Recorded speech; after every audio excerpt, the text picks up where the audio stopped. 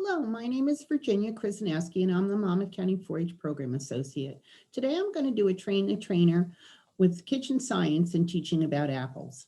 So let me go ahead and share my screen now, and we'll get started.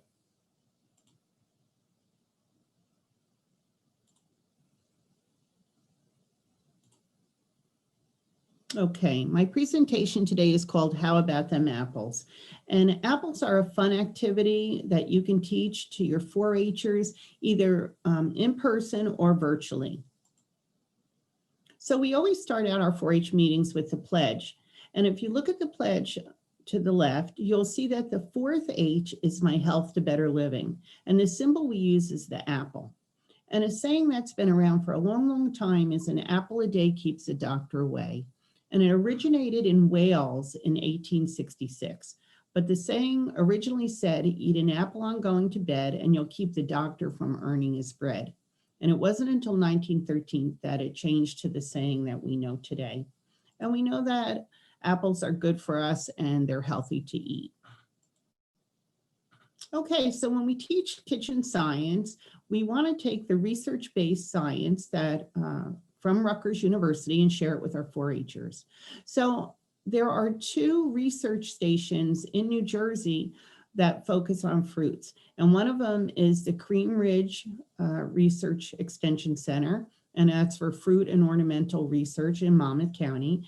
And its second one is Snyder Farm in Pittsfield, which is in Hunterdon County.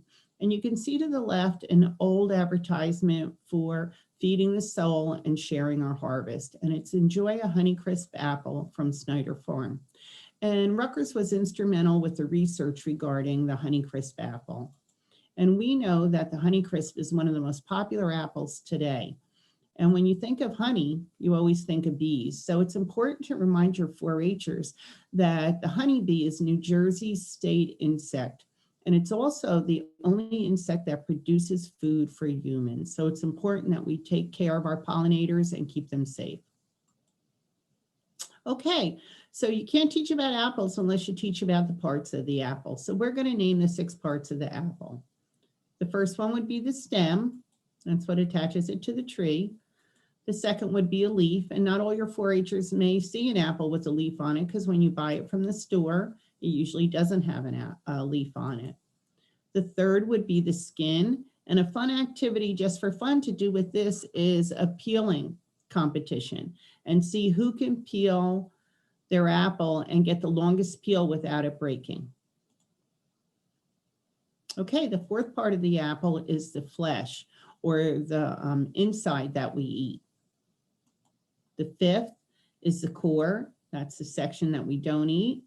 And the 6th is what you find in the core, which are the apple seeds. And here at the bottom, we have Johnny Appleseed, and most of the kids will know about him. But you might want to mention that he was a young entrepreneur. He traveled around the country and sold his apple seeds to encourage people to grow apple trees and harvest apples. So another activity you can do with the children is to ask them to cut their apple in half. But before you do, ask them to guess what shape is going to be in the center of the apple. And most of them will say a circle or that it's round. But if they cut the apple horizontally across the center and open it up, what they'll find is the star. And the star is the area that holds the seeds. Okay, so next we'll move on to another activity you can do, and this is called sink or float experiment. And we want to use a scientific method when we're teaching about kitchen science. So we start with a hypothesis is what is the question? Will the apple sink or float? The next is a prediction. Each 4-Her can determine for themselves whether it will sink or float. And then the next step is a procedure. So for hands-on activity, if you're doing this virtually, you want everybody to have a bowl of water and an apple at home, and then they can put their apple in the water and see if it floats themselves. And then they're going to observe whether it sinks or floats. And I'll tell you ahead of time, in case you want to know the surprise, it's going to float, like when you bob for apples. And then they're going to record their data. They could try different apples, different size apples, different colors. And their conclusion is what happened. So apples are 25% air, which makes them float. They're less dense and able to float. Another experiment you can do following this one is to have them cut up the apple. If apples float, then boats float, so why not make apple boats? And what you can do is cut the apples in different shapes. You can cut them in half, cut them in quarters, cut them in rings, and the kids can attach sails to them using toothpicks and some paper. And then they can determine what shapes float the best. Okay, another fun activity would be the Apple Toothpick Tower Challenge. And this is as easy as 1, 2, 3. What you're going to do is determine a time. It could be 1 minute, 3 minutes. And then they're going to cut an apple up into shapes. They can cut it any shape they want. And then they're going to build an apple tower using toothpicks. And the trick is whoever can make the tallest tower that remains standing is the winner.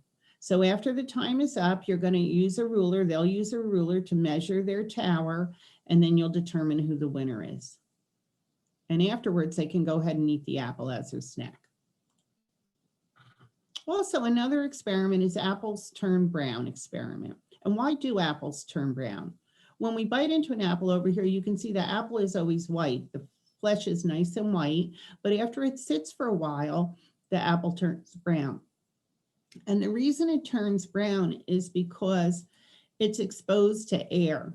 It has an enzyme in it that's called PPO, and it causes the flesh to turn brown when it comes in contact with oxygen. And it's the same thing as metal that turns rusty when it's exposed to oxygen. So in this experiment, you're going to need 5 cups and 5 slices of apple. In the first cup, you'll have nothing, and that's what you call your control cup. In the second cup, you'll place milk.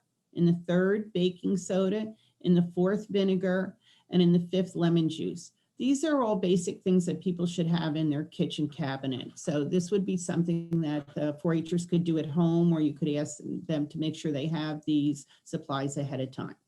So the hypothesis is which ones will turn brown and which ones will stay white, which slices.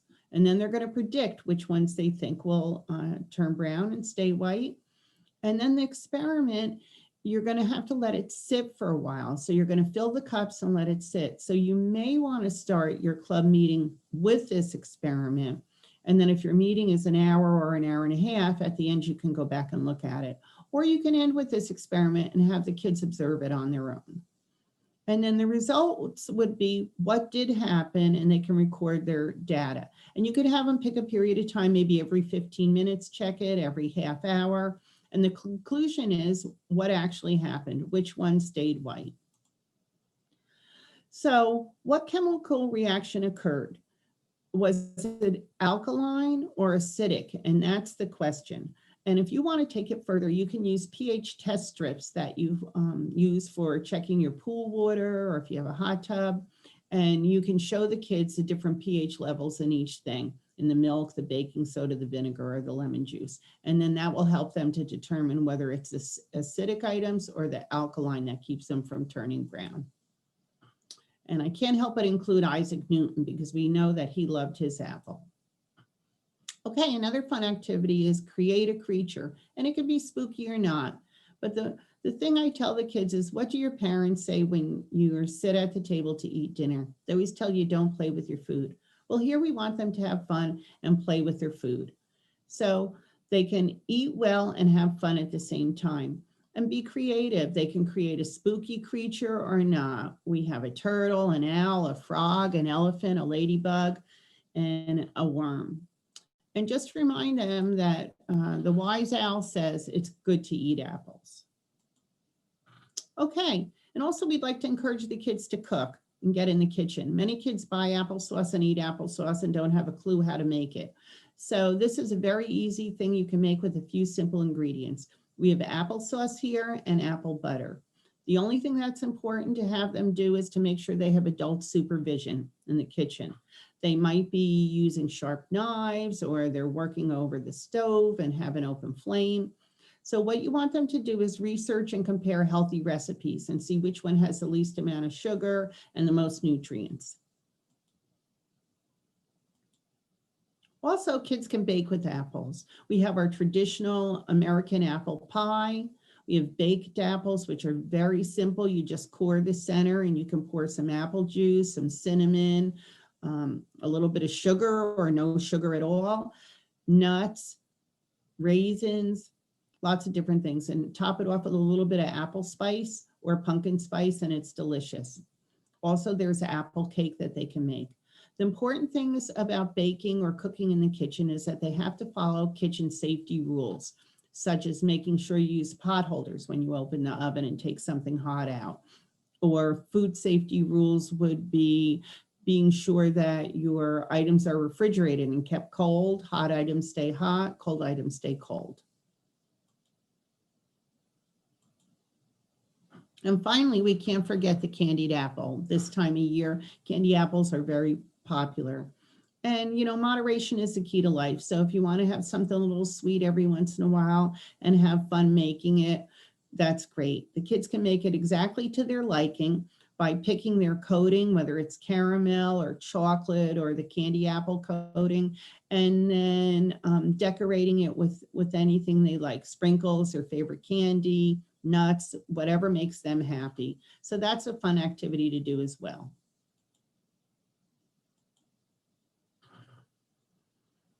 And finally, there's 28 places in New Jersey to pick your own apples. So find one in your county or in a local county close to you and get outdoors. Everybody, including the kids, have been spending too much screen time with bloodshot eyes. So it's nice to get out, get some physical activity, some fresh air, and pick some apples. If they are going to bake or cook with apples, I suggest they research their recipe ahead of time so they know what type of apples to pick for that particular recipe. But it's a safe outdoor activity that the whole family can do, and I strongly encourage it. So in closing, I'd just like to give you a word of advice from Sleeping Beauty, and it is: if someone likes this, that looks like that, offers you an apple that looks like that, just say no. You won't put a spell on me and run away.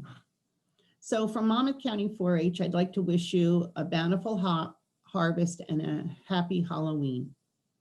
Have a good day.